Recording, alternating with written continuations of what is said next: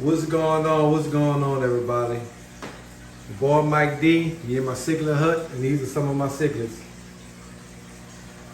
This tank here, guys, it's kind of a miscellaneous tank. This is a 150-gallon aquarium.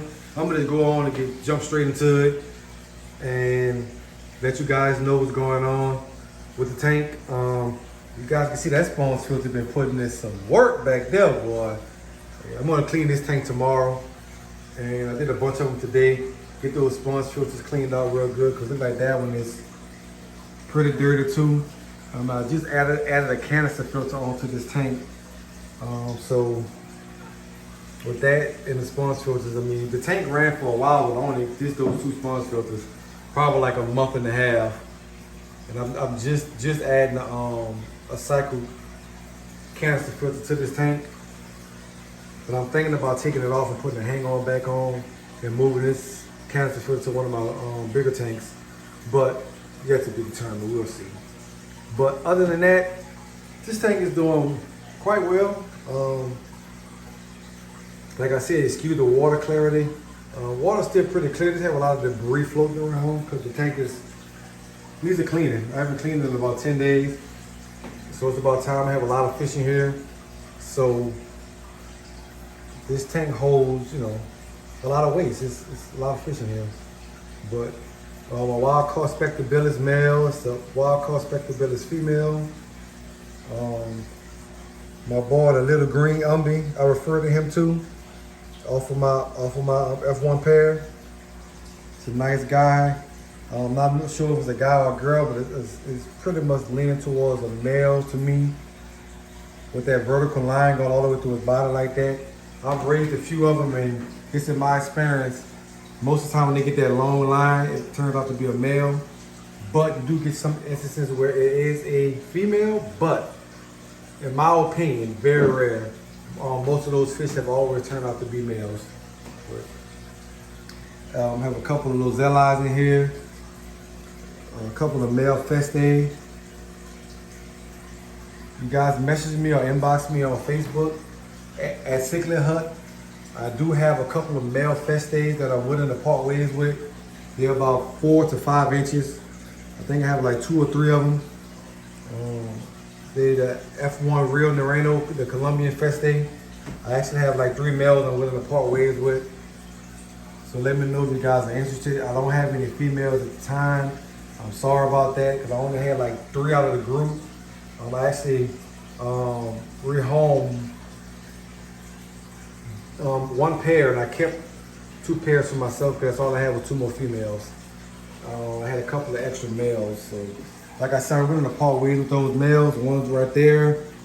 Another one just went up under that rock right there, and I think I have another one in this tank behind me with the atros and the ferrums. So nice little umbies. It's some of my growth. I do still have some of the 4 to 5 inch ones that I'm willing to part ways with. Have a couple of Tri-mex in here that are growing out. Looking real lovely to me, anyway. Not showing all of their color right now, but these guys color quite well. They're all from Munch. A big F1 Real Nereno Tri-mex. I love that catch location, in my opinion. I like that catch location the best. The Narandro, however you want to pronounce it, however it is pronounced, but you guys get the point. I love that catch location. Those Tri-mex, they get up to about 13 inches, 14 inches. I don't see a lot of them getting to be 16 inches, but of course it's possible, where they're not really elongated. They're very tall and thick, coming from that catch location. That's why I love that catch location so much, because they get enough length between 14 inches. That's good for me. But I like the girth and the height on those fish, versus the Neopex catch locations or Tri-mex. They're very, in my opinion, they're very elongated, kind of almost like a gator mouth fish. They look a little bit different, in my opinion. So I like it around your catch location. Only my opinion. It's another little small Tri-mex right there. Thinking that might end up being a little female. So yet to be determined, have to let her grow out a little bit more. That's this little umber is always looking for smoke, man, all the time.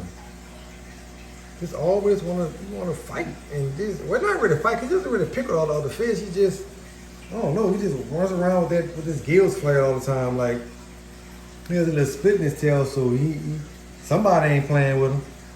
Gotta watch that, cause when those tails get split all the way to the bone, chances of that tail growing back is slim to none. So gotta watch that, man. It didn't go all the way to the bone, so it'll grow back. But I really don't like that when those fish tails get split like that. But anyway, let me kind of step back a little bit so we get a whole look at the tank. Like I said, it's around 150 gallons, an old oceanic tank that I bought off of Facebook Marketplace for about 70 bucks. It was drilled with holes in it, so I just patched those holes up with a piece of plexiglass and siliconed it in. With a piece of glass, siliconed it in.